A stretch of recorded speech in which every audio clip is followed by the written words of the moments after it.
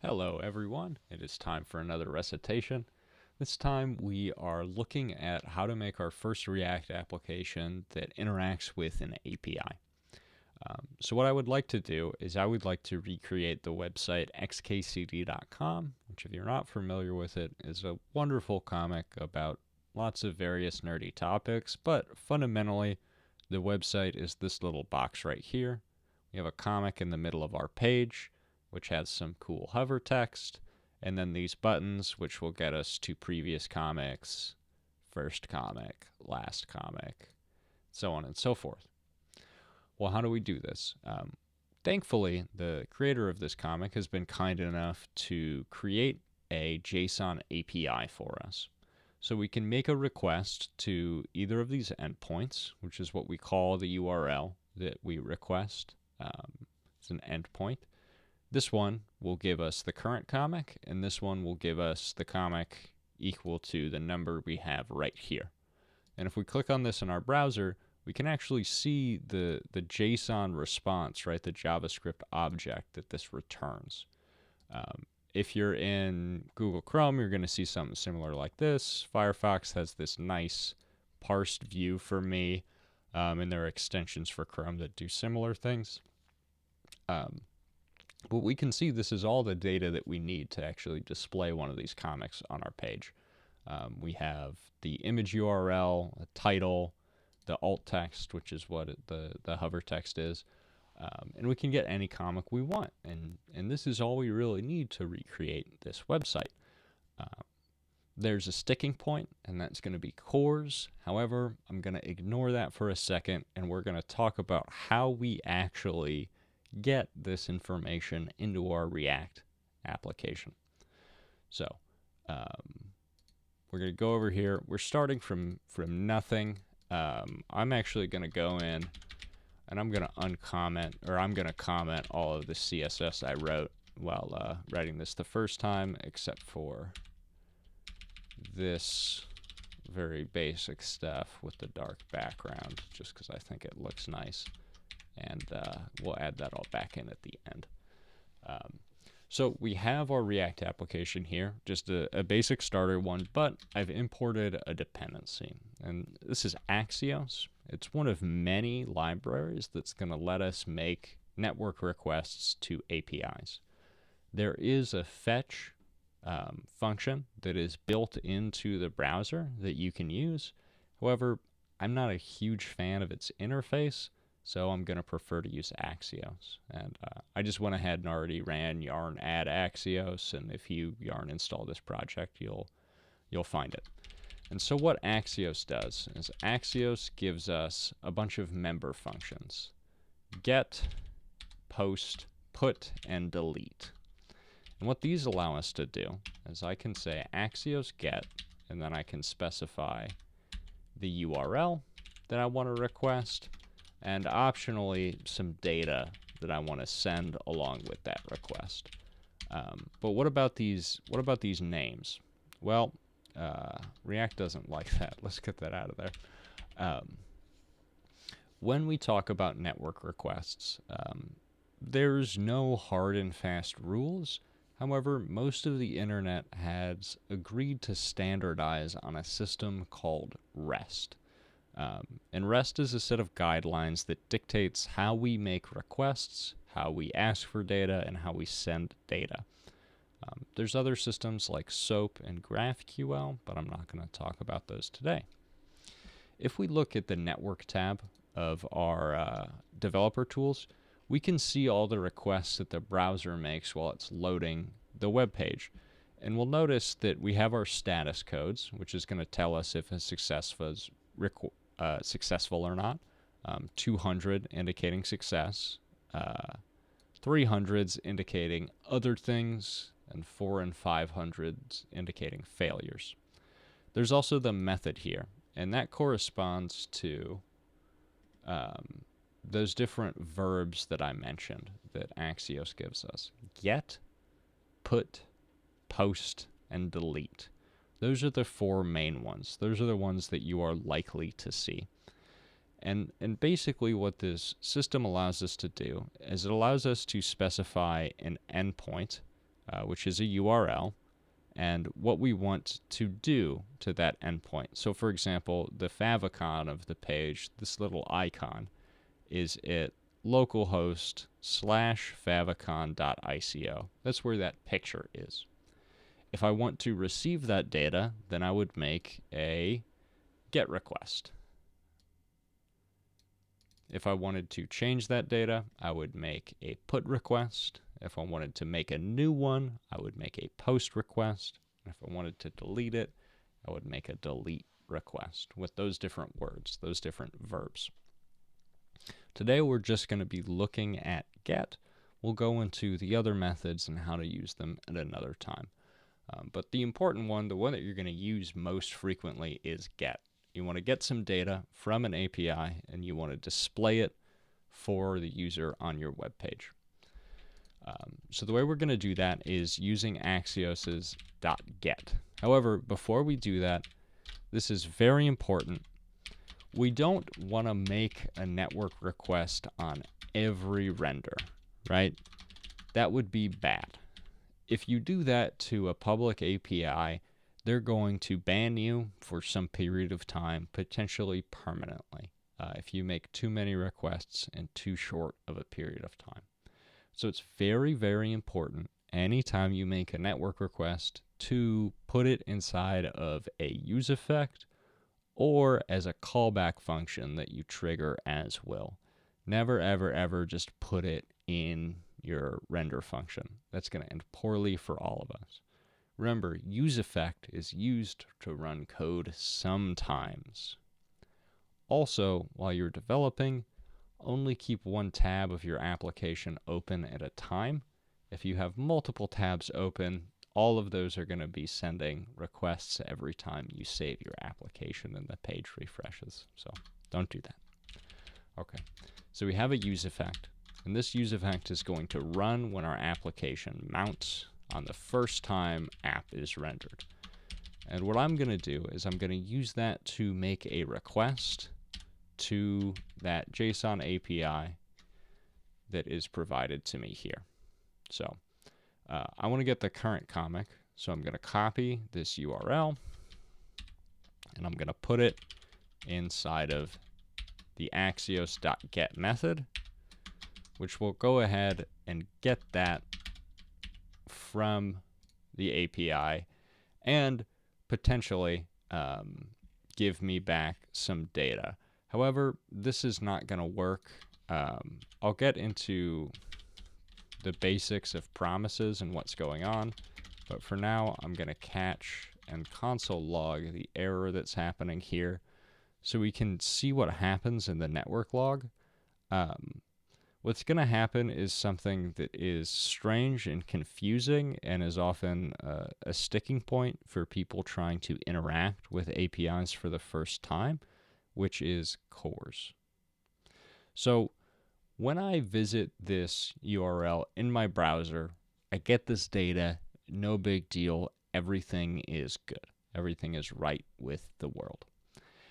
However, when I try to make a request to this same endpoint inside of my React application, it's going to fail. And the reason that it is going to fail is because of a piece of technology called CORS. CORS stands for Cross-Origin Resource Sharing. And basically what it means is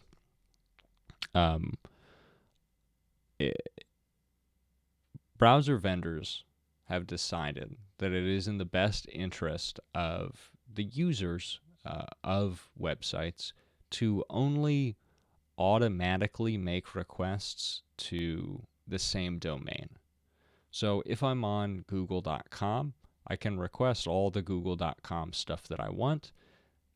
If I'm on bankofamerica.com, I can request all of the bankofamerica.com stuff that I want. What we don't want happening is to go to banacofamerica.com and for this website to make requests to Bank of America and show that stuff on their own website, right? That would be bad. And so what browsers do is before they make a request to a different domain, a different URL here, they send out a special check and they ask the server, hey, what websites are you expecting to see requests from? And the server will usually tell them, my own website, or sometimes they'll say, whatever, it doesn't matter, you're all good. And the browser will respect whatever the server tells it, and it'll actually stop your request from going through. And that's what's happening here. This API right here will not allow me to make requests from a different domain. And you might think that we're stuck here, but this isn't a real piece of security. We can always lie. We could always say we're coming from a different website. And the only thing that's stopping us is the browser vendors. Firefox won't let me lie. Google Chrome won't let me lie. But when I make a request from a server that doesn't necessarily have a URL, right? It's not a website. You wouldn't identify yourself as coming from a website. And you could also lie and say you are a different website, right? CORS is not a strict security feature. But it does prevent some base level of wrongdoing. So how do we get around this, right? Because ultimately it's fine for me to use this API. I'm not going to be doing anything bad with it. Well, a lot of the times what CORS is there for is to prevent me from making the wrong kind of request. A lot of the times for me to interact with an API, I have to send along a key, which is essentially some passcode identifying that it is me who is using this API. And if I make that request in the browser, the user could open the network logs and see that I'm making a request to here and then my secret key on the end. And that's bad, and they can steal that, and that's a whole big mess. So those APIs will prevent you from making requests from a different domain, because what they want you to do is they want you to make a request to your own backend without the secret key. And then the backend will take that request, and then it will send that to the API with the secret key successfully hidden. And then it'll come back to your backend, and then your backend will send the response to the web browser. Right? And then everything is good in the world. However, it's quite a hassle to set that up for every API that you might come across. So some people have been kind enough to invent this node package called CORS Anywhere. CORS Anywhere will let you spin up a server that will just automatically forward those requests from you with no piece of information identifying that they're coming from a different domain, so CORS won't stop you, and then you're good to go. It's very easy to get this running on your machine locally, but the creators have also been kind enough to provide a hosted version that we can use when we're doing short projects like this. So all I have to do is I just have to take this domain and put it in front of the actual API that I want to request, and it will handle resending that request and then giving me the information back from it. And so now we should see that this request is actually going to succeed. If I look inside my network logs, why am I getting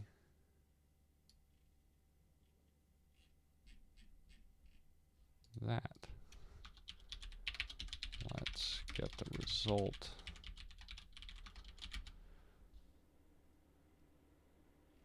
It's always fun.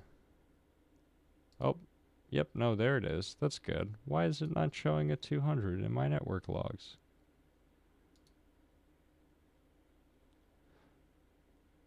Well, that's not important. We can see that the request is successful because I can check in here and see that I've actually received the information back. And so this is all good, whereas previously it was not all good. So I know that was a big detour, and all you really want to do is talk to your API, but it's necessary. And it's something that's very, very frustrating when you don't understand what's going on and you don't know how to fix it. And when you Google chords, you just get a whole big mess of documentation that you don't really understand. So that's how we get around that for now. Again, please be nice to this domain. Don't make too many requests from it. They will ban you. If you intend to make a bunch of requests, you can run it locally with the Cores Anywhere package. It's very, very easy. This is all you need. All right, so cool. We've got that going. What is happening here? Well, what a lot of new developers want, what they want to happen is to be able to say something like, all right, I want my comic to equal the request that I am sending to the API, and I want this to contain the response from that API. I want this to contain this JSON object, and then I can go ahead and do something like comic.title. Right? That's what they want to do. However, unfortunately, it does not work that way, and for good reason. The problem with this line of code is that it could take a while, right? Up until this point, all the code we've seen has been synchronous. It runs in order from top to bottom, right? When I run a function, it does what's inside that body of the function, then it gives me back the return value, and that's it. And that's good, and that makes it very easy to think about how things work. However, that's not always efficient. When we're running JavaScript on one of our web pages, it's what we call single-threaded. Only one action can actually be executed at a time. So if our JavaScript is running, we can't do something else at the same time, right? And so what that would mean here is if I wanted to go and get this information from the API and put it inside the comic variable, what this line of code would have to do is it would have to stop. It would send the request to the server, and then it would wait for the response. And then once it got the response, it could put it inside of this comic variable, and then we could continue down the road here. The problem is that could take seconds, right? Which sounds like a small amount of time, but at the same time, for the entire website to just freeze and stop working for seconds, that's untenable, right? That's ridiculous. So instead, we need some way of signifying, okay, you know what? I want to make a request to this server and wait for its response. But at the meantime, you can go do other things, right? The rest of this function can continue to run. You can re-render, you can do other things, the user can click on stuff, and whenever the request finishes, when it comes back, then I want to do some stuff with it, right? That's the idea of asynchronous programming, is that our code doesn't necessarily run in top to bottom order anymore. It's not synchronous.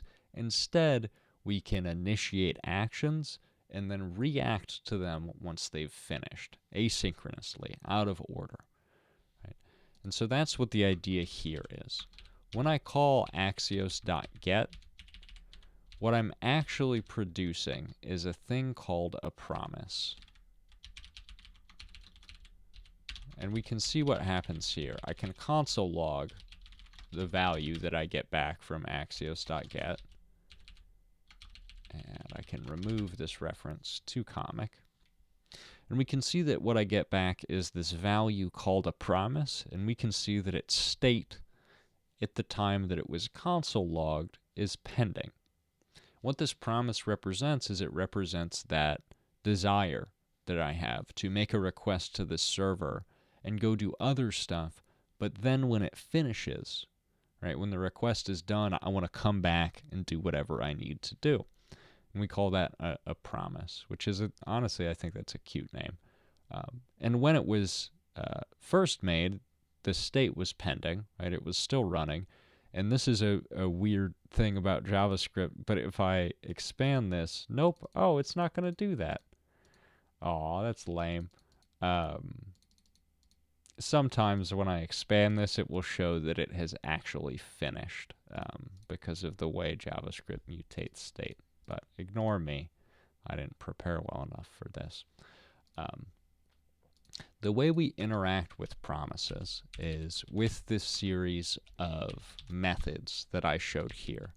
We have two main methods, .then and .catch, and they both do pretty similar things. The idea behind them is I can say, okay, I've got my promise here, and I can say, when my promise is done, right, when it's finished and I've got my data back, then I want to do something with it. And the idea here is that I provide a callback function to this .then. And what this function does is it's going to accept the response, and then it's going to do something with it. Right? And this is a function, right, inside of this .then. This is a callback function of my own design, so I can name this response whatever I want it to be. You know, it can be res, response, data, whatever. It's fine. And now we can see, right, let me get my console.log of promise back in here. We can see that the promise, it starts and it's initially pending, but then later, some time later, we see the actual value from this response, and it is the inside of data is the JSON object that we've received from the server. Outside of data, there's a whole bunch of other information about our request, but inside of data is the stuff that we really want. And if you don't believe that this is actually happening out of order, well, I'm going to add some more console logs. We're going to console.log here, start. And then we're going to console log here, end of useEffect. And we're going to see what order these happen in. So I see start get console logged, and then I see my promise get console logged, and then I see end of useEffect get console logged, which is before the result, the response from the server. Right? And that's very strange when you're used to writing synchronous code. Because if we read this top to bottom, right, this line should run, this line should run, this line should run, then this line should run, right? It should go in this order. But that's not what we see in our console. The actual order of execution is different. Right? This line of code actually does happen at this point in time, right? But what we're saying, right, we're giving this .then a callback function. And the whole idea of a callback function, the whole idea of a function, right, is that it represents some unit of work that we want to do later, right? 1 + 1 adds these numbers now. But if I put that inside of a function, right, the whole idea is that I want to run this function later and then get that result, right? So that's what I'm doing with this .then. Here's the function that I want to do. I just want to do it whenever my response has finished. We have another one of these methods. In addition to the .then, we have the .catch, which is very similar. But what the .catch does is it, instead of receiving the response from the server, will catch errors and allow us to process them. Because if I didn't put that here, and then let's say I made a request to a website that doesn't exist, what's going to happen is this request is going to fail. We see the error right here. Request failed with status code 404. 404 is the status code for not found. And when this request, this axios.get, produces this error, that error is going to bubble up through layers of our program, and if it hits the top, React gives us this error screen right here. However, we don't want this error screen. We don't want this error to crash our application. So what we can do is we can chain, right, after this promise, after this then, we can add in this .catch, which is going to say, you know what, if I get this error, actually what I'm going to do is I'm going to console log, ooh, I'm writing way too much. I want to console log this error. And what's going to happen this time, right, is the network request is still going to fail, but I'm going to say, you know what, I was expecting an error here. I want to get it, and I want to do something with it, right? And that'll prevent our application from crashing. It also allows us to handle errors in this nice way. This may be a little bit confusing. I promise you it's a lot better than the old way of handling this kind of code in JavaScript. So that is our basics of promises. If you want some more practice with promises, there's a lot of resources out there. I highly recommend Dan Levi's Promise Quiz for people who think you know promises. This is absolutely wonderful and will teach you a lot about promises, so I highly recommend this quiz. All right, cool. So there's our promises, right? So how do we do things with them? The whole idea of this, you know, const comic is equal to axios.get is that I now get the value from my API inside of a variable that I can use, right? And right now, the value that we're getting from the API is stuck within this then, within this callback. And I want to use it somewhere else. Well, what we can do is we can use a state variable for this. And I can say const comic set comic is equal to useState, and for now its value is going to be null, right? I don't know what the value of this is initially, so I'm going to put null. But when I get my response back from my API, what I want to do is I want to take that response and I want to assign comic its value. Now remember, when we looked in our console logs, let's stop this from failing real fast, and I'm just gonna change this back to a console log of our response. We see what we're getting back here is actually an object that has a bunch of information in it. What we're really interested is the data key on this object. That contains the data from the server. The response body is another way to put it, and that's what we want to work with. So I am going to set the value of my comic state variable to be response.data. Right, and so what this gives me now is the value of my network request that I can actually do things with. So I can, for example, console log comic.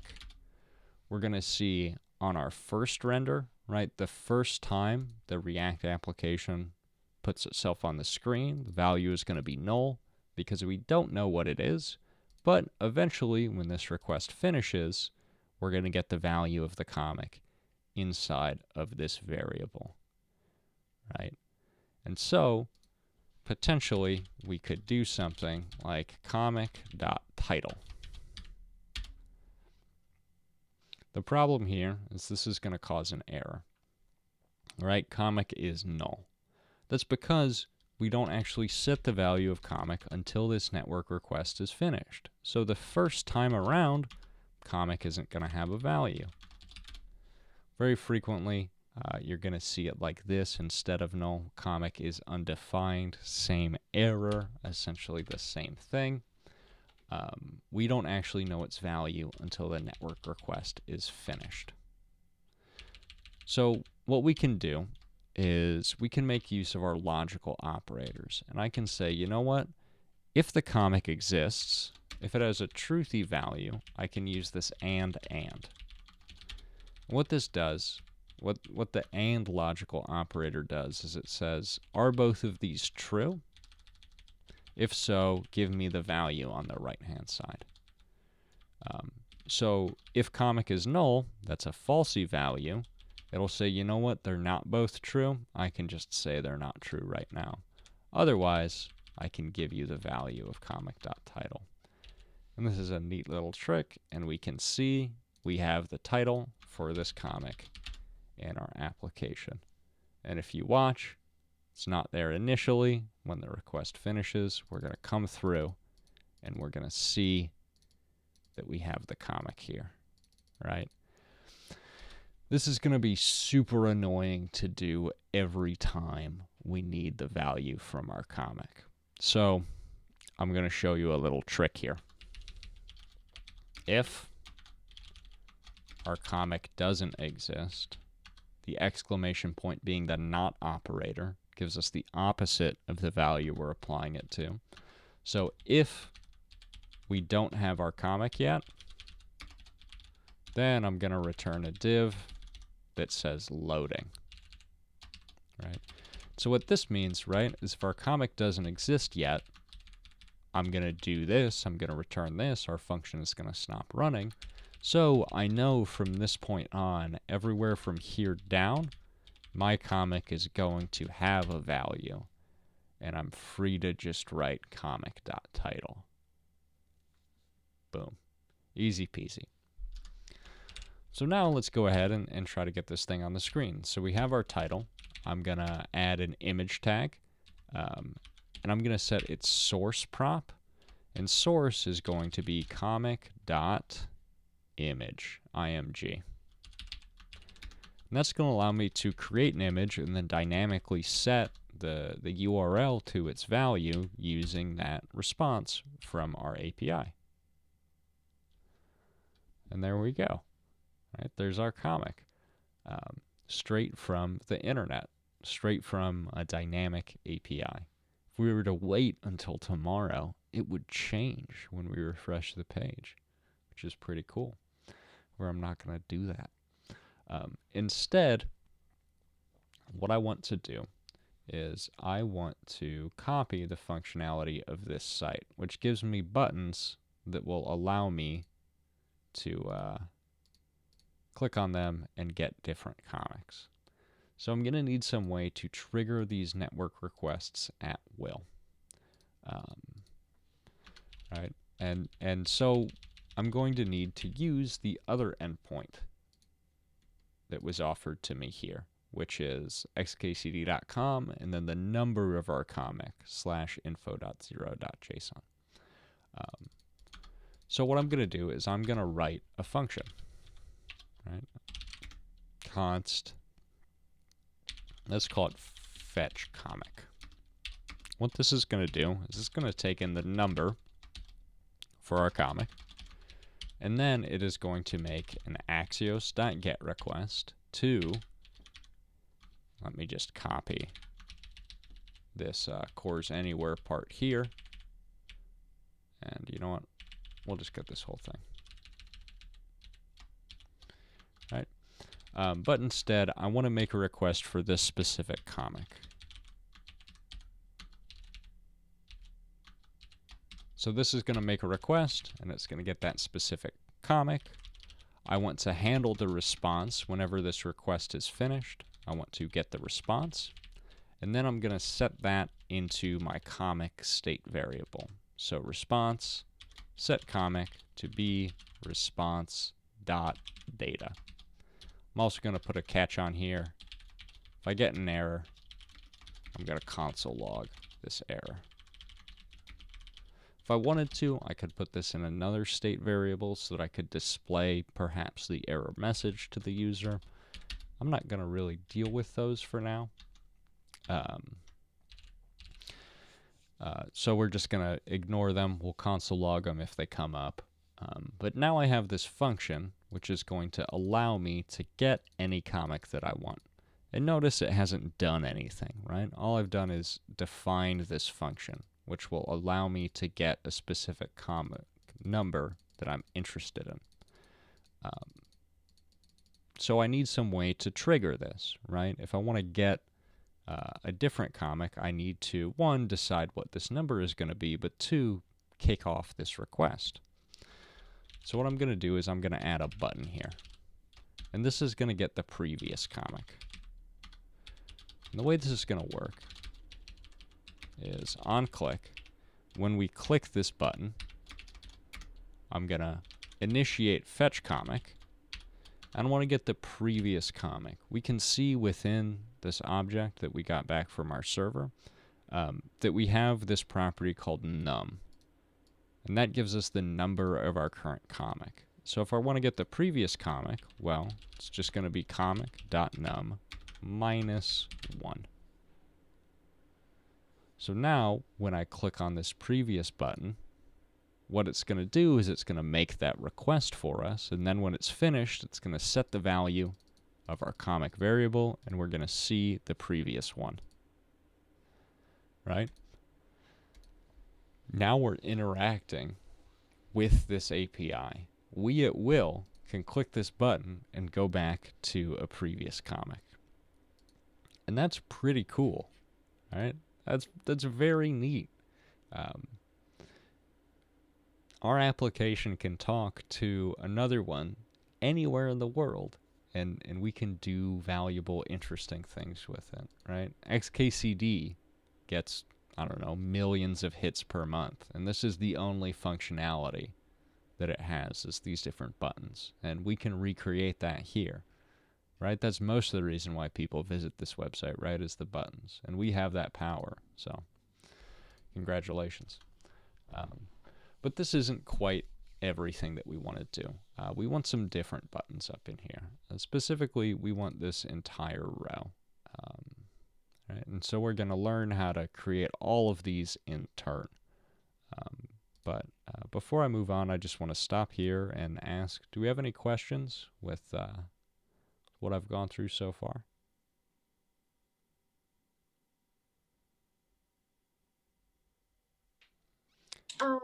Well, maybe about the statement you have, like when you check if the comic is null, like is it has the name, or like I would just like to read about it later. Mm-hmm. Yeah. So the way this works is this is called the not operator. And it takes its name from a series of logical operators, which, is from the formal field of logic. There are definitions for things like not, and, or. Right. Mm-hmm. Sorry about that. I know that. Specifically, I'm asking about like how you affect our state from just a condition, like like what you return there. Oh, I see. Yeah. So right, we're used to most of the time when we write a React component, right? We have this basic format. We have a function, we have a bunch of stuff here, and that might be some hooks. It might just be some values that we're calculating. It might be nothing, and then we return something at the end of it. And that's honestly the format that the vast majority of React components are going to have. But we can't forget that what we have here is a function, right? And a function in JavaScript can have as many return statements as we want. I can choose to return anywhere within the function. And all this function app, my React component, needs to do in order to be considered a React component is return some JSX. That's it.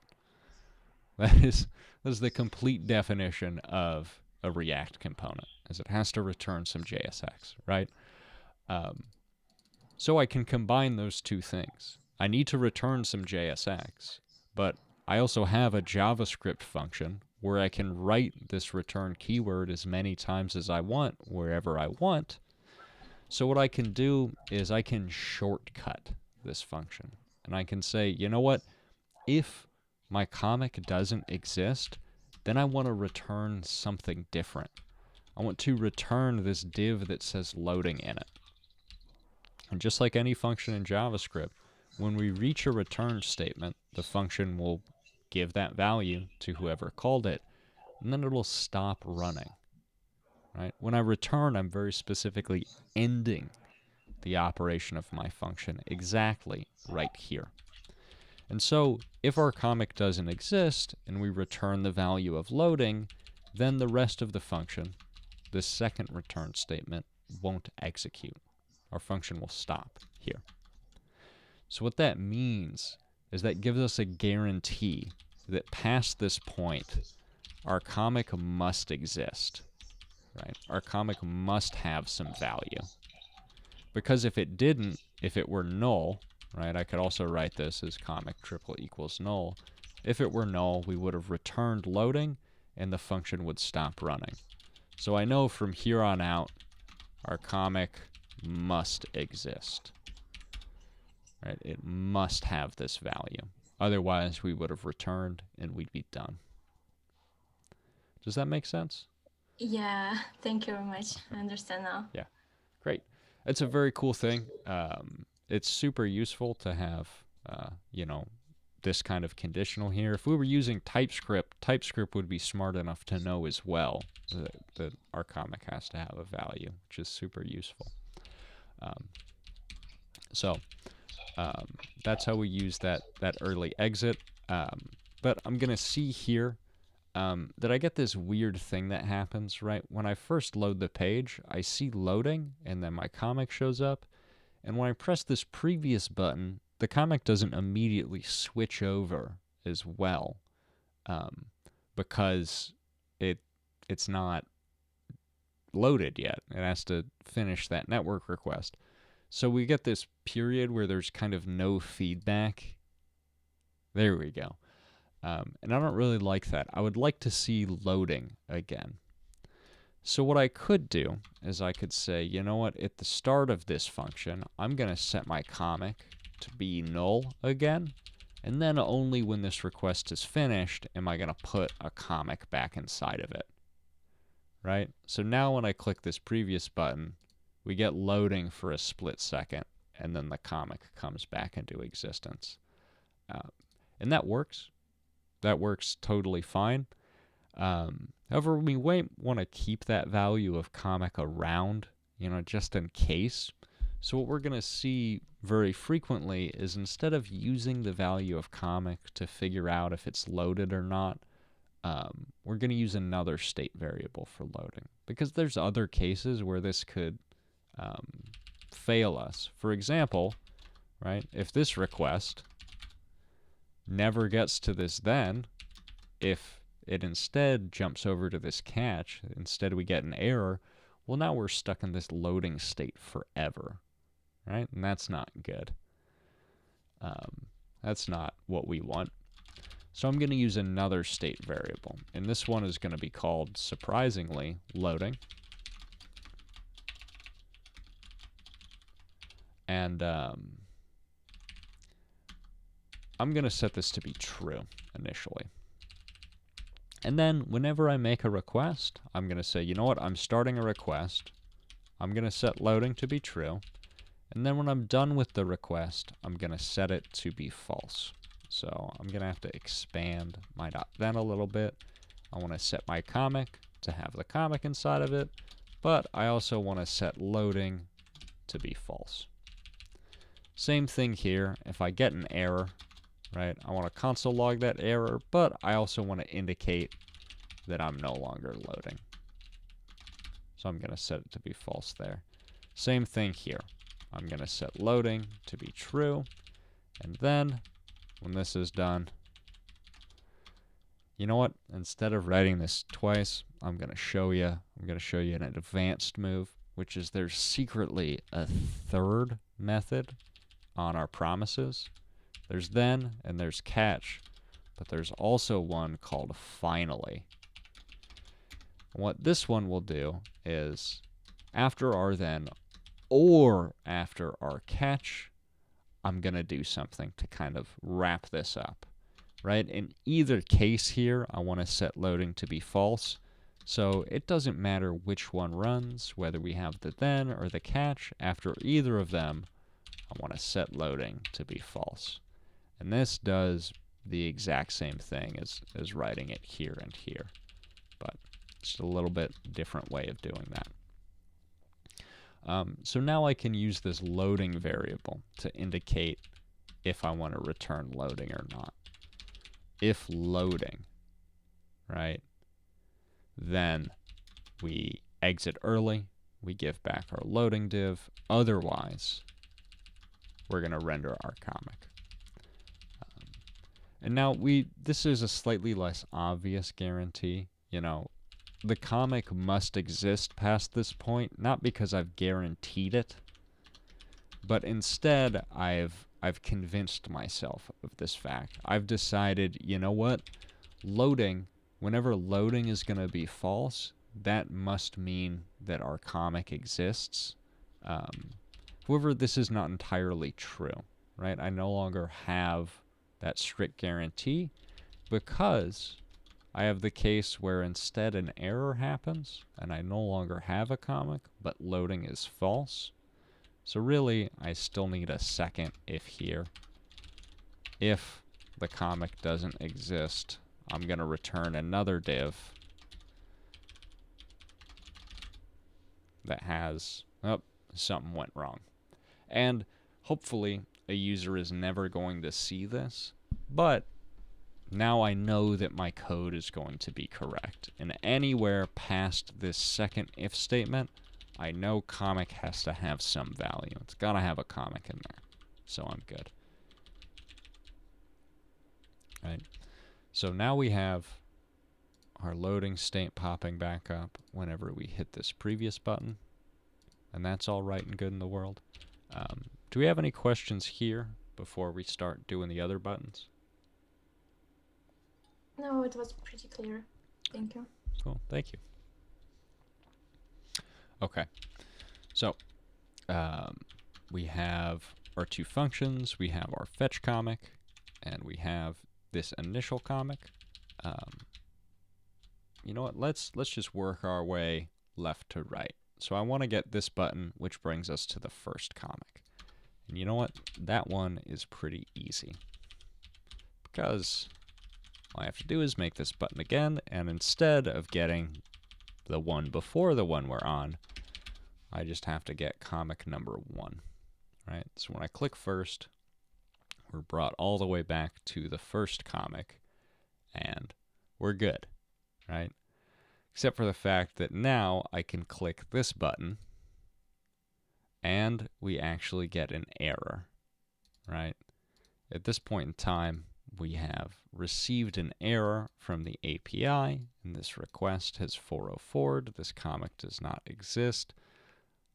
But nothing bad has actually happened here, seemingly, because we caught this error, right? And we console logged it. That's what I can see here. And we've also set loading to be false, right? So now that loading is false, we keep going down here. And you might think that we don't have a comic anymore, so we should show error, but we never actually did that. When we catch our error, we console log it, and then either of these methods here, we set loading to be false, but we haven't done anything to the value of comic. We haven't actually gotten rid of it. So we continue on down and end up rendering the last comic that worked. So we might want a third state variable here. Maybe it's error, right? And initially the value is going to be null, but when we do indeed catch our error, I can set my error to be the one that I got from this callback. And then we can do that here as well. Right? Set error to be this error. Then I can add yet another if statement here, where I can say if error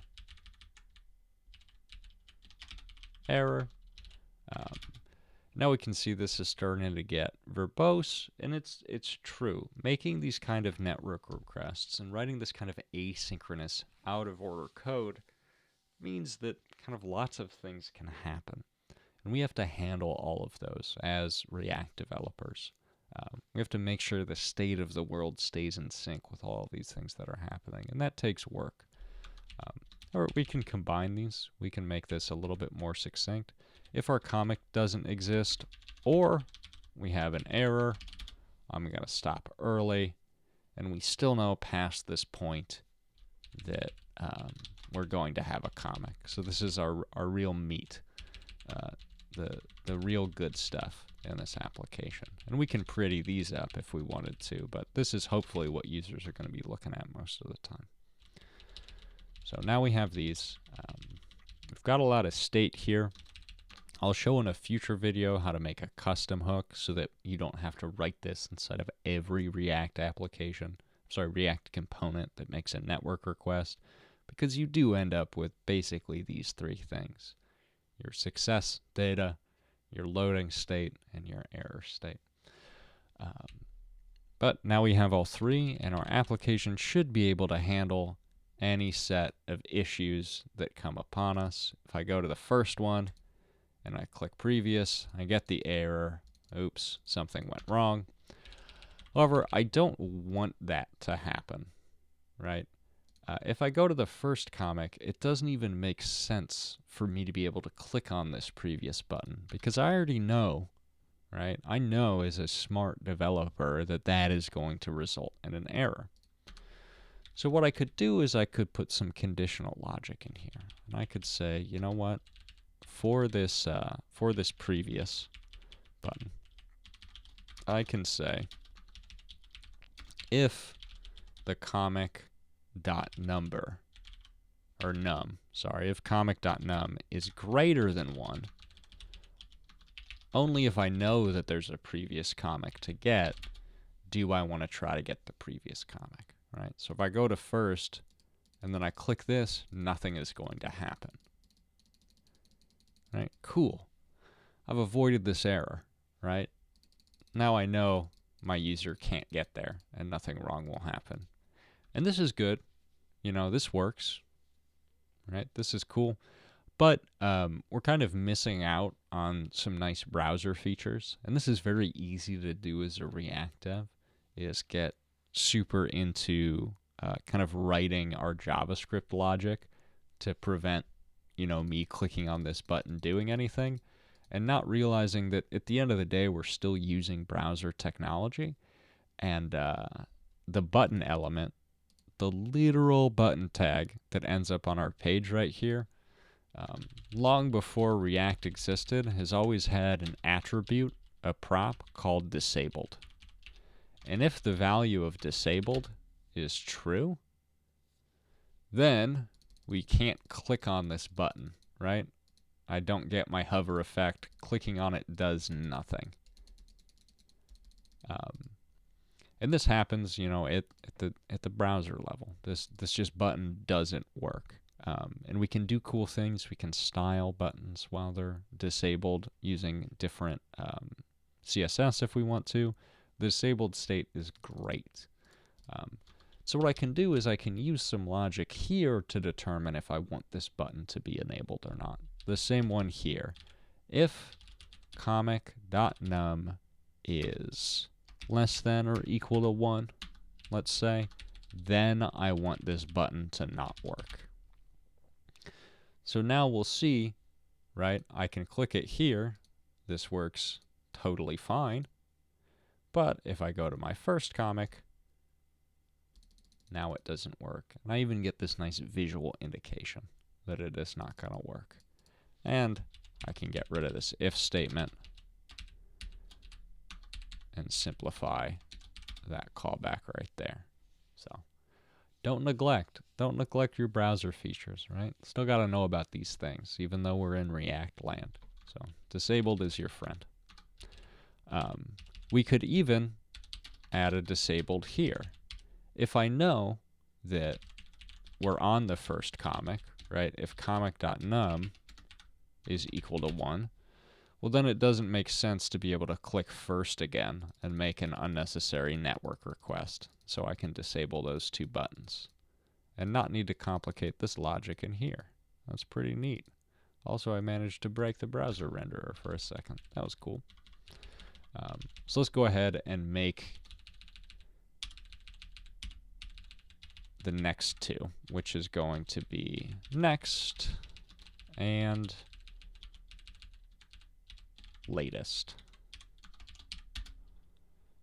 Right. So the next comic, pretty easy, right? Instead of getting the previous one, I'm going to add one here. I'm going to take out disabled for now. And to get the latest comic, it might be difficult to try to figure out what that is, but we already have a function that knows how to get the latest comic. It's right here. So instead of just using this in the useEffect, what I'm going to do is I'm just going to define it as a callback function.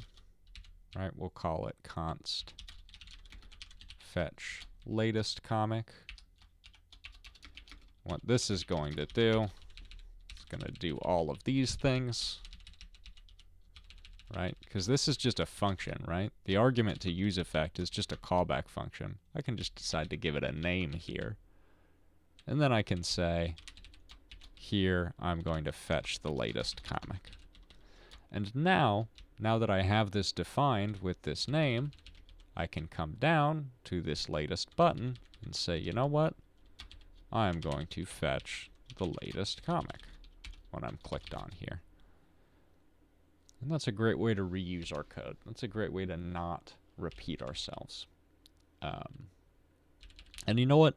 Even if I didn't need to reuse this function, we can see we have this wonderful side effect of giving it a name here. By saying fetch latest comic, just by moving this right here, adding essentially one extra line of code, just naming this function, by giving it a name, we've declared the intentionality of our program a great deal. Right? I've decided to give you a clue as to what's happening in this useEffect. Right? Previously, right, when the contents of our useEffect was this, if I asked you to tell me what this useEffect did, you would have to sit down for a minute and read this code and figure it out, right? But by just giving this function a name, we've made it clear what's happening. And you might say, you know what? I could do the same thing with a comment. I could say, you know, get first comic, right? The problem is one, no one reads comments. I'm kidding, that's not true. But developers certainly will ignore comic to their own downfall. But two, it's very easy for comments to get out of sync with our code, right? We may decide to change what this does. Maybe this actually gets the first comic by default. That's what I want to do, right? So I can change that here. And, oh, that works. Okay, moving on. Got to commit this, open the PR, merge it. We're all good. And this comment is no longer true, right? It's not important to the execution of this code. However, you're going to be a little bit more hard-pressed changing this function that has the explicit name of getting the latest comic to do anything else. Otherwise, this important name stops having meaning. So, documentation is good. Comments are good. But often, the best first step in documentation is just giving names to your callback functions, right? That helps a ton when reading an unfamiliar or old code base. And we get the advantage of being able to trigger it as well, at will. We could even take this further, right? I could create more callback functions here. I could say const fetch first comic, and I could declare this up here, right? Which is just fetch comic of 1. And then I could replace that down here. So that now everything has names. However, these are simple enough that I think it's fine to declare these in line. right? In programming, there's lots of decisions, lots of trade-offs, you know, lots of stylistic choices. Some people really like to declare all those explicitly, give them good names. You know, I like that a lot, but here, you know, I feel like as devs, I can read this line and understand what it's doing clearly enough, so I'm not going to give it a name. I'm just going to save myself a little bit of space, make it a bit easier to fit this on one screen. But now we have this same problem as our first and previous, which is if I'm on the latest comic, well, it doesn't make sense to be able to click this button again.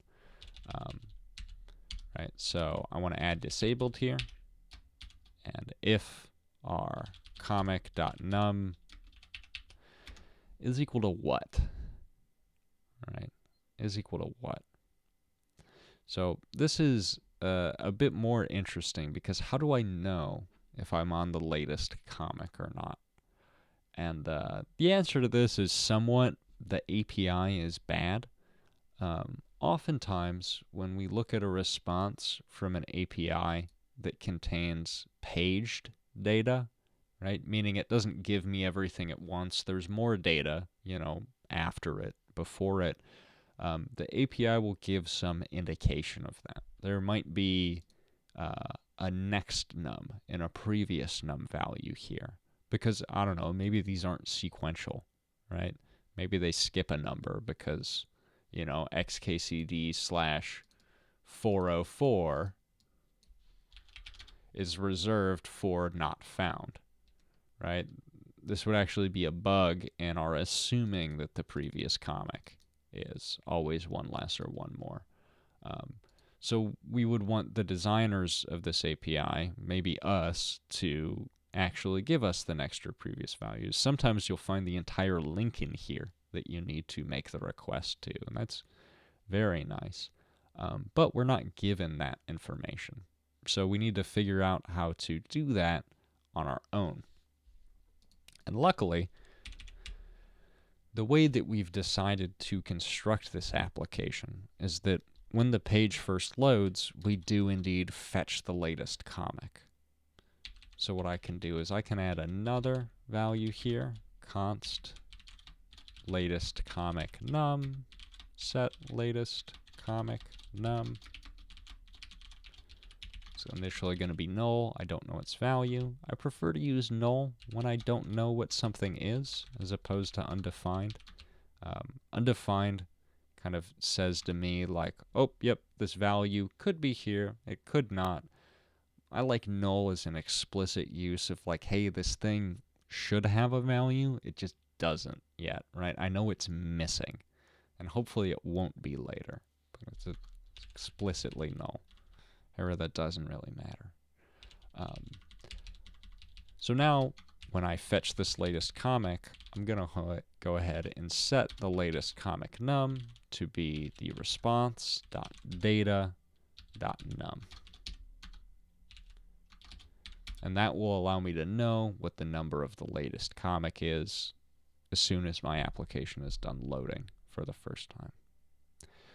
Some of you might be tempted to do something like comic.num right here, right? Because we've just set the value of comic to be response.data, so we can save ourselves a couple of characters and write comic.num. That's not going to work. And the reason that's not going to be worked was covered in our previous React timer video, because our state variables using hooks never change values within one render of our function, within one execution. What this does is it says the next value of comic will be this. I don't have access to that yet. And if you're wondering why that's the case, I recommend you go watch the previous video, React timer.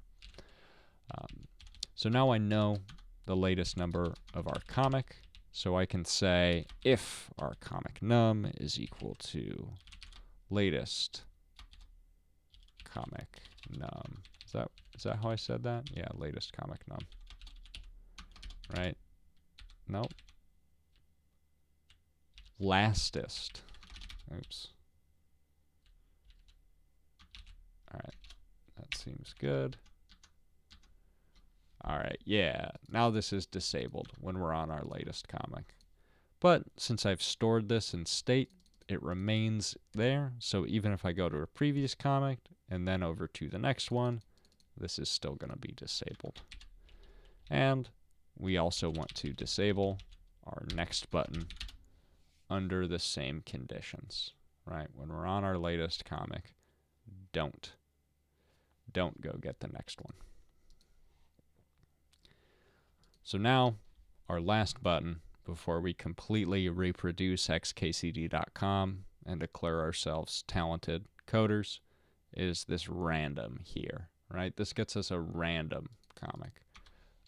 So we want to get any comic between 1 and whatever the latest number is. So we're going to need to write another function, which is going to be, I'm going to put it right in the middle here. Const fetch random comic. What this is going to end up doing, right, is we're going to find the value of some number, let's say 4, as determined by random dice roll. And then we want to fetch the comic with this number. If you're also a new developer watching this video, I want you to know that there's an XKCD comic for literally everything that is funny about programming. There's always one, right? Incredible.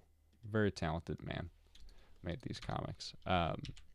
So we want to find what a random number between 1 and the latest comic would be, and I could figure that out if I wanted to. However, if you Google random integer JavaScript, right, Google is still our friend.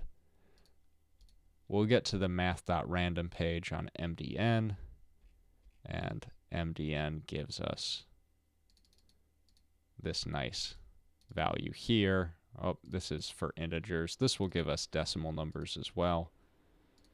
So here's a nice getRandomInt function. And what it essentially boils down to is math.random, which is a function that will give us a random number between 0 and 1. So, point something. We want to multiply it by our max minus our min, and then add our min back onto the end. So a random num is going to be math.random, right, which will be like 0.01 or 0 or 1. We want to multiply it by our latest comic num minus 1. Then we want to take this and we want to discard our decimals, right? We don't want any decimal values hanging off the end, which is what math.floor does. Right? Most of us learned in math about rounding, where you get rid of the decimals by either stepping up or down, depending on its value. Very frequently in programming, we don't really care to round things. We just don't want a decimal anymore. That operation is called floor, where you just knock the decimal off and just get the lower integer. There's also ceil, S-E-I-L, for ceiling, which does the opposite, which will just snap it to whatever the next whole integer would be. So we're just going to discard that decimal, add 1, and now we have our random comic. So let's stick that on another button here. Not going to disable this one ever. We'll call this random, and we'll say fetch random comic. And there we go. Let's see if this works. Hey, there's our random comic.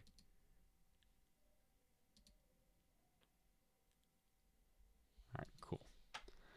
So there we go. Do we have any questions here? No, I'm good. Okay, great. Yeah. So I want to end this video by kind of styling this and making it look like it did in the preview, including some neat tricks to get a loading spinner in pure CSS. But before I do that, I want to talk about some of the design decisions that we've done today. What we've decided to do here is we've decided to say that whenever we click on one of these buttons, we run one of these callback functions, which is going to fetch our latest comic, right? And we've determined this all imperatively, right? When fetch latest comic executes, it does these network effects. It gets the value from our API and it puts it back in state. And that is totally fine, right? That is totally good. But some people kind of disagree with this design as being slightly unreacty. One of the great things about our functional components is, despite any asynchronous code, right, they kind of run from top to bottom, right? On every render, we're recreating the state of our React component as we tick down and calculate all the values and eventually return some JSX. But what we've done here is we've kind of broken that flow, and we've decided that at some points in time, I'm going to execute fetch latest comic or fetch random comic or what have you. And then those are going to make network requests, and those are going to change the state of my application. Some people would prefer to keep this a bit more reactive and instead say, you know what, all these buttons are going to do is they're going to change the value of the number of the comic that I want to get, and then I'll use useEffect to react to the change in that value, and that will perform all of my network requests. And we can see what that looks like as well. And I'm not going to say either one is right or wrong. Some people will prefer one style to another. And I'd prefer if you wrote it both ways in many different situations to try to feel out where one can be better than the other and why you like one more than the other, or if it doesn't really matter to you. So what we could do here is instead we could add another state variable and call this comic num.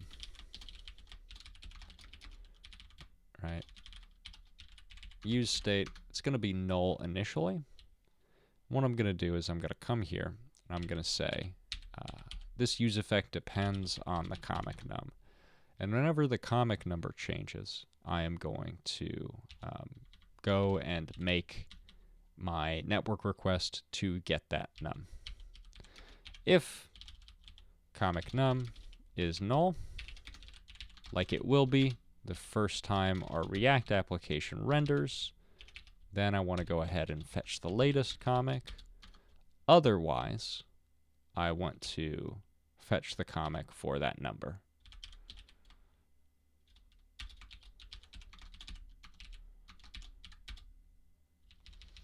Now what this means, this should be comic num.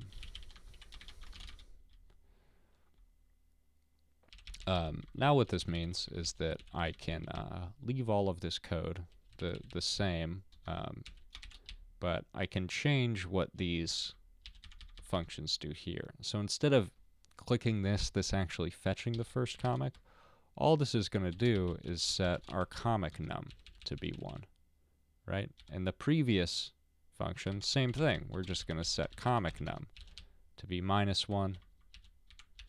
This fetch comic, set comic num to be here, and fetch latest, set comic num to be null. Right? And now for fetch random comic, we actually have to change this one up. And this is the case where our code can get a bit more generic. All we need here is our random integer function, right?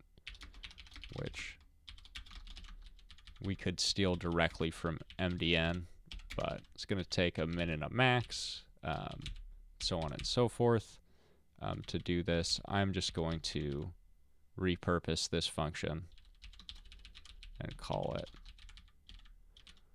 random comic num, and that's going to do what we need. random comic num needs to return that number. And so what we'll do here is we will set the comic num to be a random comic number. Right? And so all we've accomplished is making sure that the only time we actually produce a side effect, right, we go out and talk to the world, we change the state of our React application based on something other than an argument, is inside of our useEffect, and we're just triggering them by changing this value of our comic num, which will re-render our React application. This useEffect will see that comic num has changed, and it will go and perform that network request.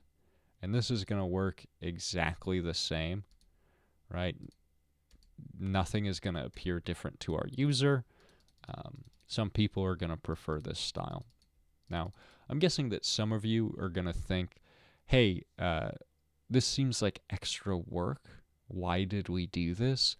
Well, part of the reason that I wanted to introduce you to this pattern is that it's very, very common when using a router, right? If we wanted to be able to go to our website / 203 to get the 203rd comic, well, the way React Router would do it is we would get this value here and then give it as a prop to this component. And then from here, usually we would use useEffect to trigger the network request to get that specific number. And I'll do a short video in the coming days converting this to actually use React Router to kind of dip our toes before we do a real React Router project. But it's a very common pattern. And the nice thing about that is instead of using another state variable, these can just be links, right? The same as the real XKCD website. These are not actual buttons. These are just links. So that's how we could do that. All right. So that is that pattern. I'm going to go ahead and I'm going to undo all those changes and just leave it the way we did it the first time because I don't want an extra state variable. There we go. That's good and well with me. All right. Before we style this thing to look good, do we have any other questions?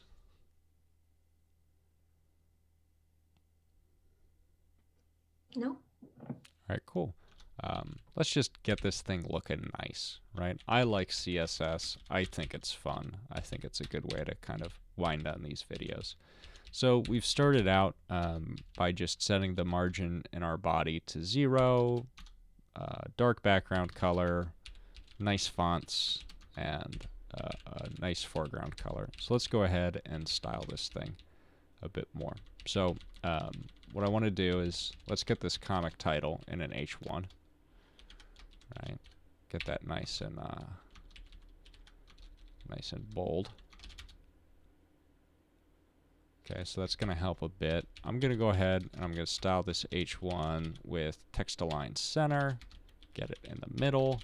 I'm also going to fix my CSS indent because I've been writing CSS for over a year now, but I have not configured my editor to always use 2 spaces for an indent yet. So that's looking good. Now I want to get these buttons in order. I'm going to put them inside of a div. Right? And let's give this div a class name of buttons.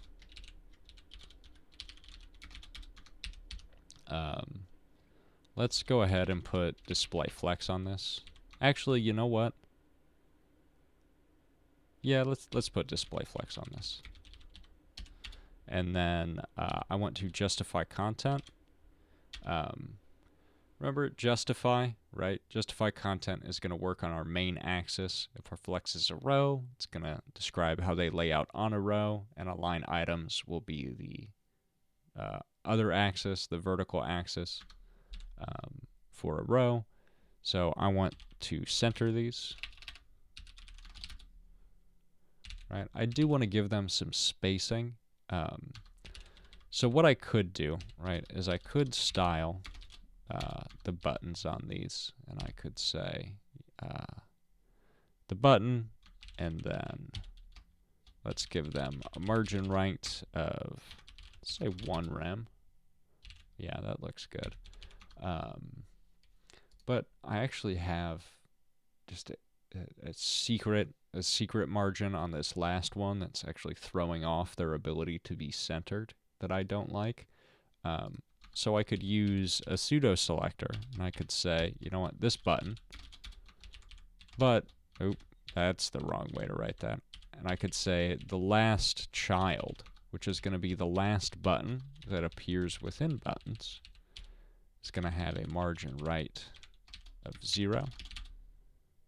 And now we see it shifted over a bit, and it no longer has that margin. I could write this a bit more succinctly using a very cool pseudo selector called not, which is going to let me put essentially whatever I want in here. And I can say, whenever the button is not the last child, give it a margin right of 1 rem. And I like this a little bit more. One, it lets us write some less CSS here, right? We have less styles. But two, we rely less on cascading to overwrite different values. You know, so instead of having it like here where we have a default value and then this special case, right? This one line here determines this. So all of the ones that are not the last child have this property, and the last child just doesn't. I like that style a little bit more. Let's get these also looking right. So I want to give them a border, 1 pixel solid. I'm going to peek and find what I did here. Okay, so the border was black and the background was some value that I stole from some previous thing that I wrote. Right, so we'll give them a little background. I might have actually stolen that from the XKCD website. And then let's set their color to white as well. Let's do font size 1.5 rem. Yeah. Font weight, let's make them bold. Let's give them a border radius of, say, 0.25 rem.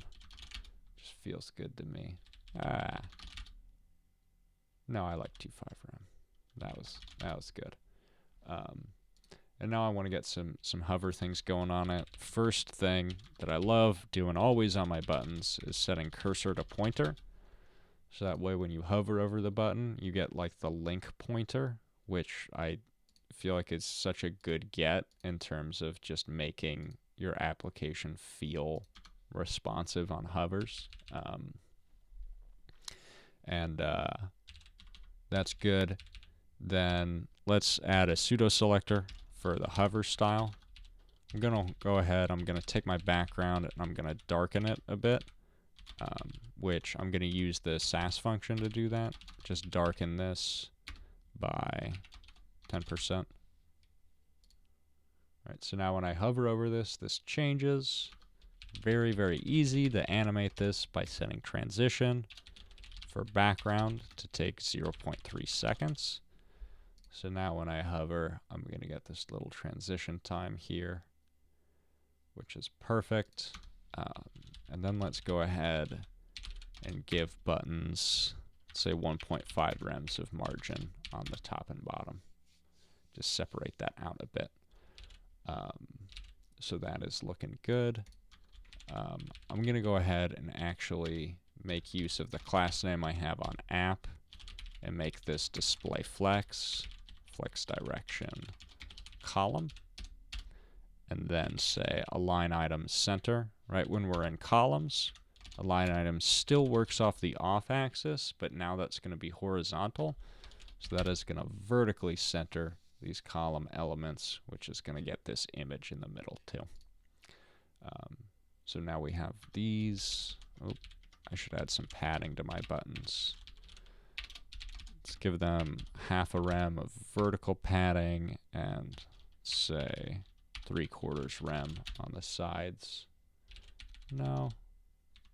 2.5 on the top. That seems good. What did I do previously? I had padding of that. Did I set the font size? I didn't. See, I liked it better previously. So let's go ahead and rip off that padding and then keep them with the small font size. Yeah. That looks good. Now let's spruce up this comic a bit. Very common for web comics to have this kind of mouse over text. This is not any kind of fancy JavaScript enabled feature. We come to this image tag. We can set a prop on it called title, and this is going to be comic dot, I think alt. Yeah, that will be the alt text, which confusingly does not go in the alt prop. The alt prop is what screen readers will see. It's supposed to describe the image, whereas the title appears when you hover over it, so you can kind of give things a label. And so that just works out of the box. Instead, what a good use for alt text would be is there's this transcript value that the API gives us, which is what we would want the alt value to be, right? If this existed. However, it seems to not, so instead I will make this the comic title.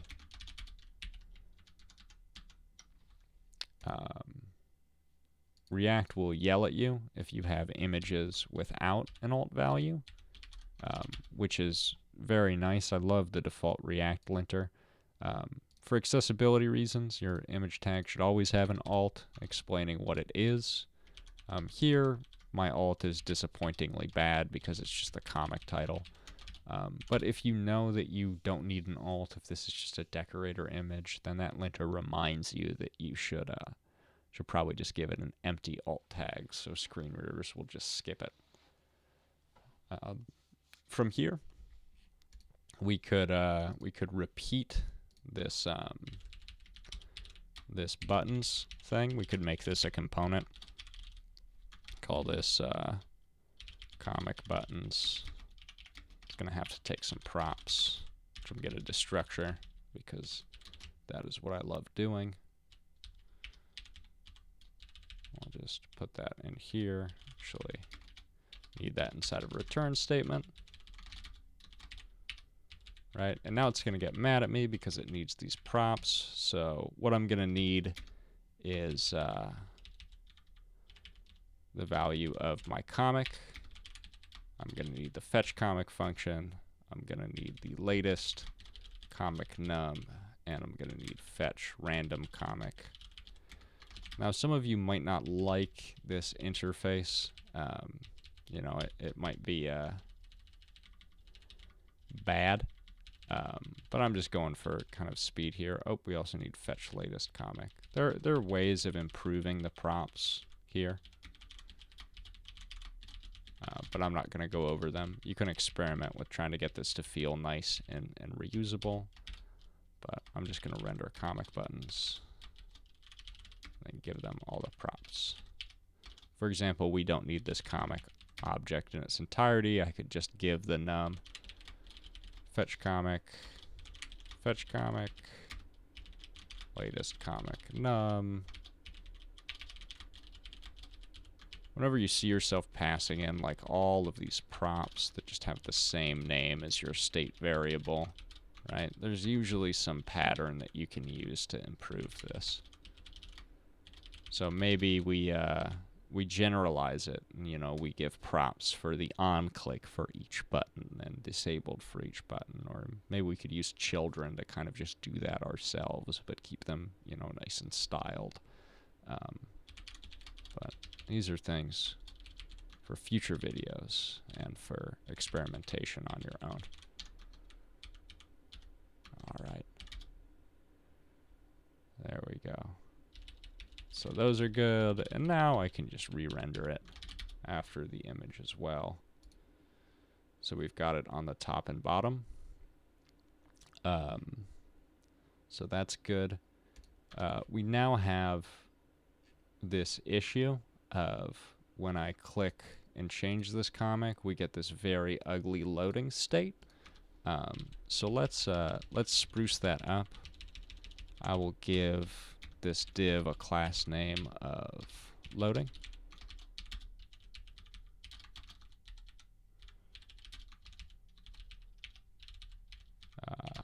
There we go. That's what I need to format this well.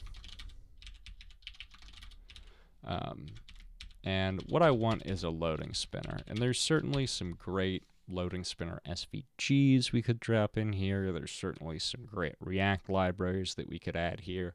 I don't feel like doing either of those things. So instead, what I'm going to do is I'm going to add another div inside here. And it can be empty. It doesn't need anything. I'm going to give it a class name of spinner. And we're going to make a loading spinner. So first what I'm going to do is actually I'm going to put some stuff inside here so we can see it. Right? We'll just make it a big O, because that's what our loading spinner is going to look like, right? And then if true, so we can just see it on our screen while we're developing this. So what I'm going to do is I'm going to style this loading container.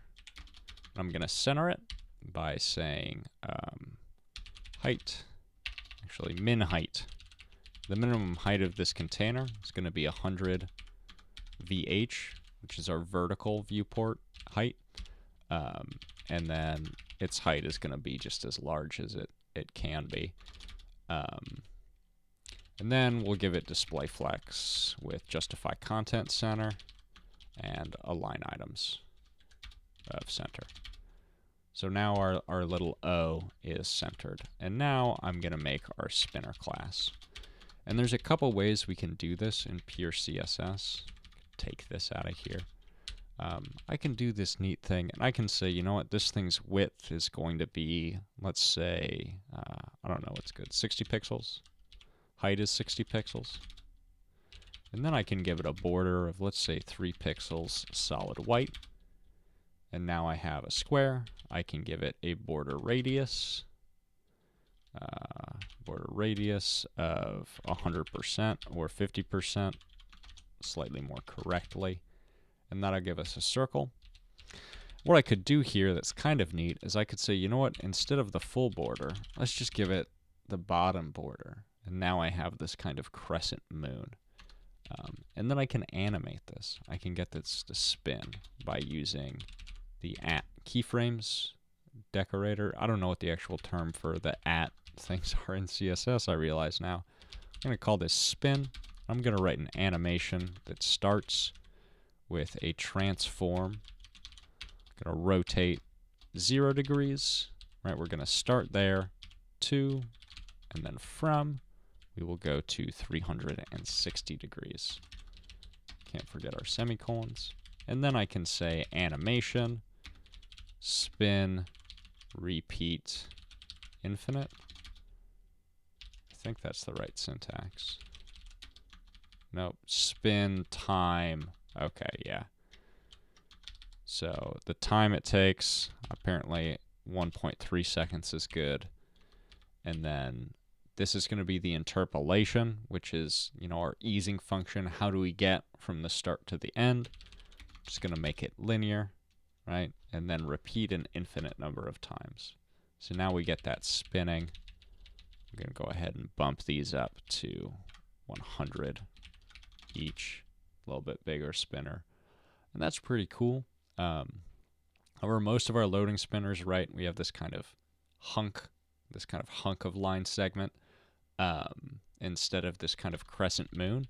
And we can use this this neat trick to do that, which is that our border color, right, that we normally give as the last value for the border, can actually have multiple colors in there, and it will use them one after another.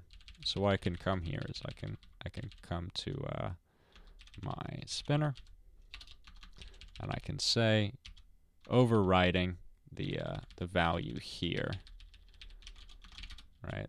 My border color is going to be white and then transparent, right? And we see it's going to alternate between them. So we get this cool kind of dual loading thing. If I just want one white segment, I can add in another bit of transparent, and now it's going to be white in one side and transparent in the other two. I can pump up this to be like 8 pixels. Now we have a nice CSS only loading spinner, which is pretty cool. I could even change these. I could make these, you know, gray, for example.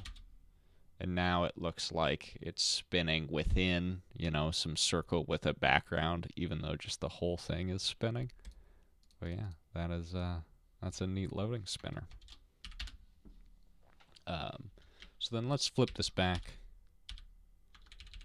so that it only shows up during loading.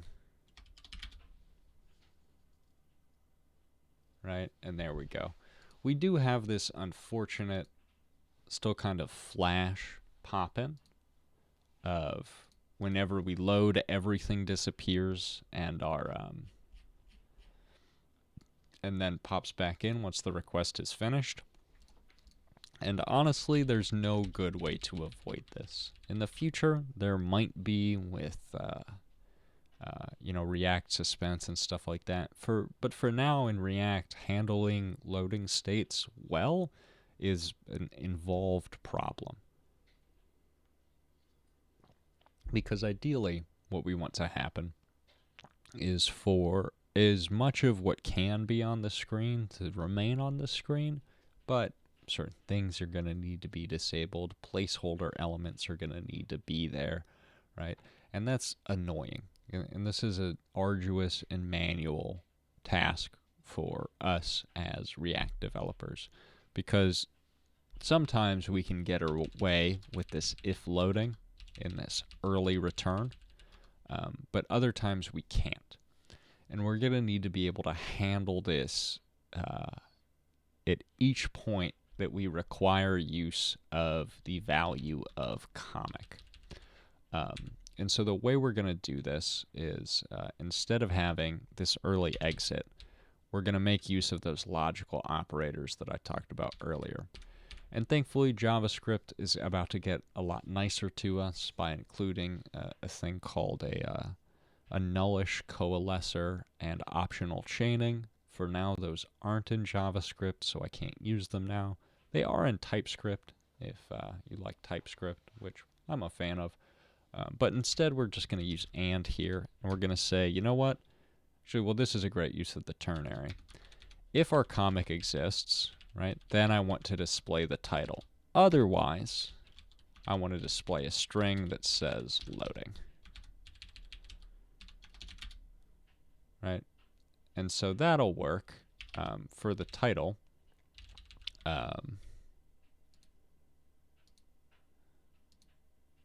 And we can see the image kind of lags behind for a bit.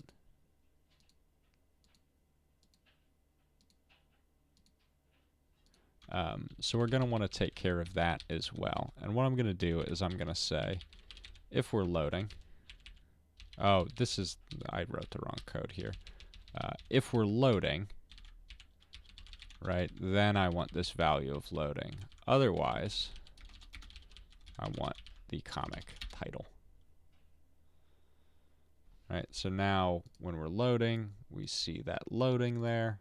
And we might decide, you know what, I like the old comic title kind of staying there so we get less pop-in. But I'm going to do this instead. And I'm also going to wrap the image in a ternary, and I'm going to say if we're loading,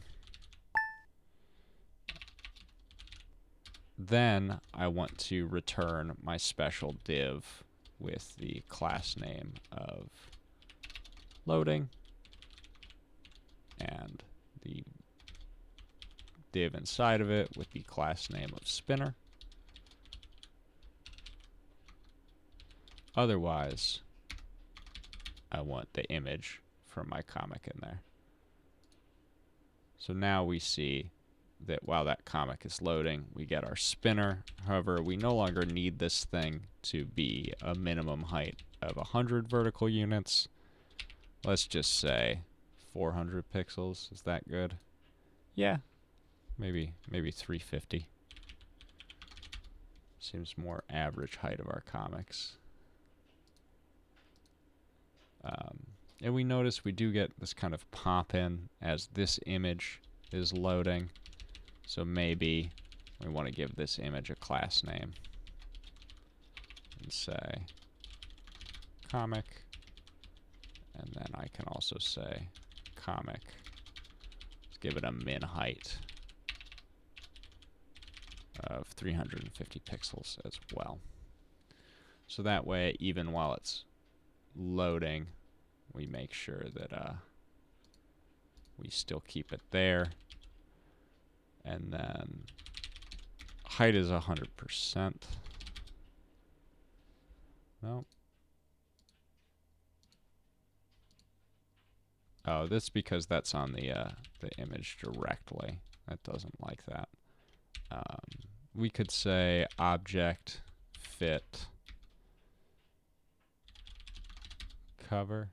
No, that's not going to do it. What would be the preferred way here would be to put this image in a div. And then we'll give this div the minimum height. And that will be sure to not stretch our image out when it is less than that value. So that works out a little bit nicer. All right, so now we have the title being accounted for. We still have this loading state, which present problems because I can like potentially click on buttons when I'm not supposed to and trigger errors when the comic is still loading or we don't have certain values. So I can pass loading as a prop to comic buttons. Do that in both places. And then I can change all these disableds to say if we're loading or whatever I had previously.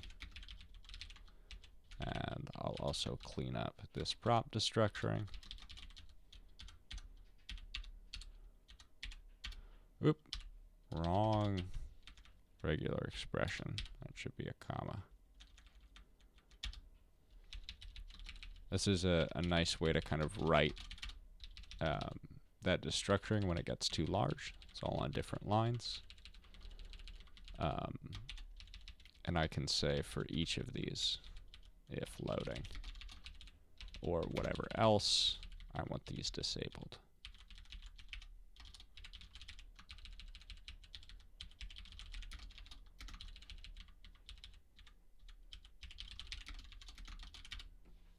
All right. So now we will see, oops, that we are getting this error state is showing up because our comic doesn't exist yet, but now we no longer have to ensure that our comic exists past this point, right? We're handling every case where we might want to use the comic appropriately, so we don't kind of need that early exit in case we do just get a big error. So now we kind of have this nice loading state with less pop-in, which is pretty cool. And we could even do some dynamic class name stuff so that this min height only applies while we're actually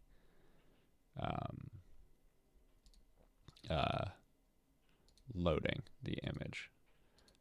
Last thing I want to do, right, is by giving these buttons custom styles, I've gotten rid of the default disabled styles. I can easily fix that by coming in here, adding another pseudo selector to disabled, and let's go ahead and make our background this value, but let's lighten it up instead.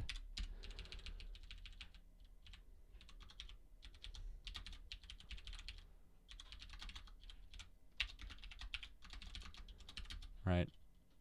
And then let's also set our cursor to not allowed. Is it not no dash?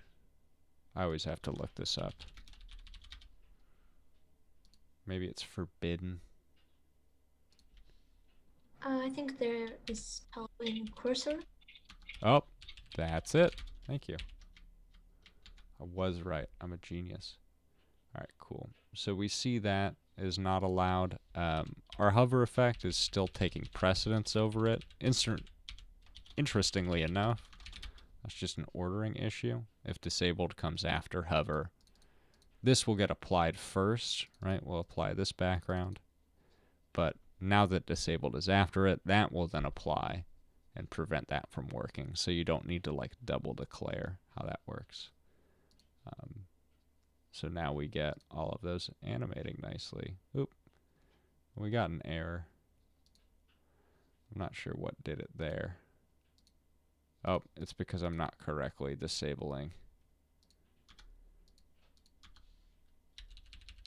Next, comic num equal to latest comic num.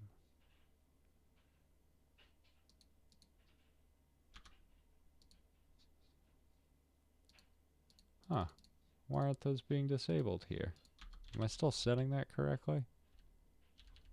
Did I miss that and an undo somewhere? Or am I passing it in wrong?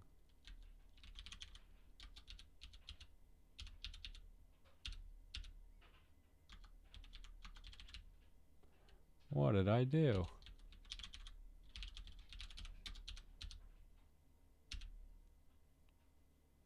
That seems to be fine.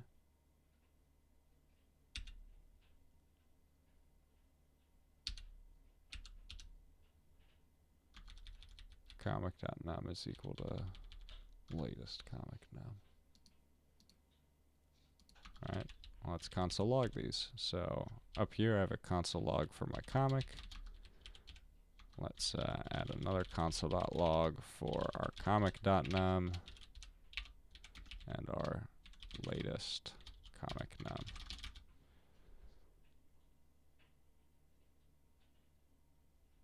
Oop. Only when our comic exists do we want that. So those are equal. It's probably doing something very dumb here.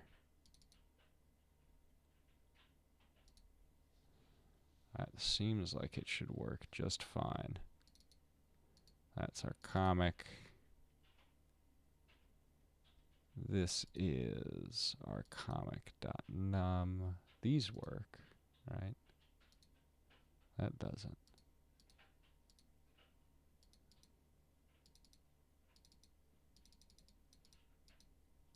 If loading or, right? That shouldn't do it. It's not how or works.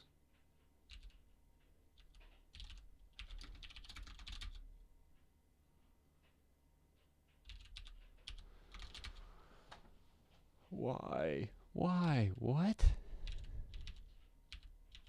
This is baffling. Let's console log in here. Comic.num, latest comic num.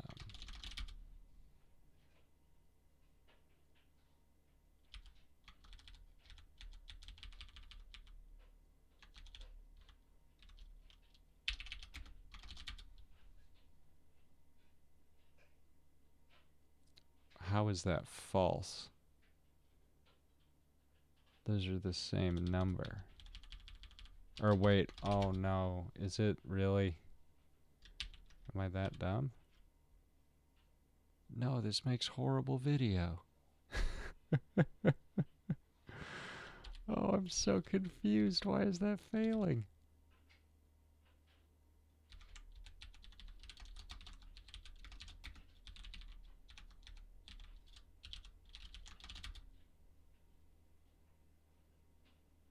Why is that false?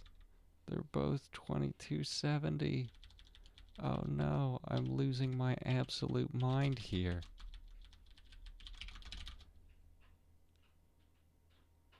Yeah, I know comic is null. I gotcha.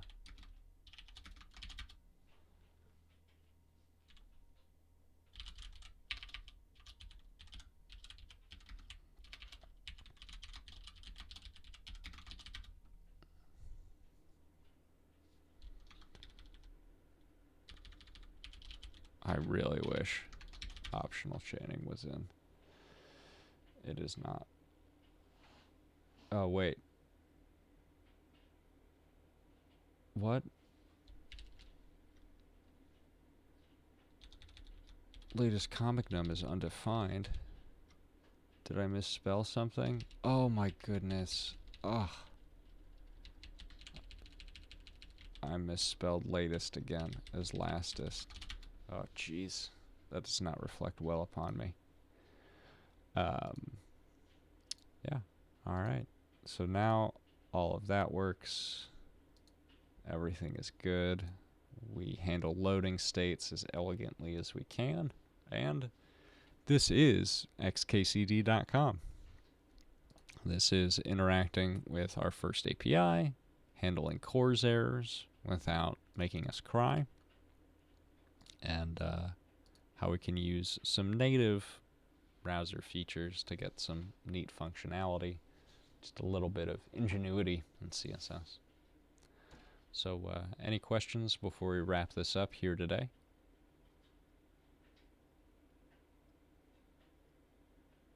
I think I'm good. Okay. Yeah, I'm good. Thank you. All right. Well, thank you so much for coming, and I will see you all next week.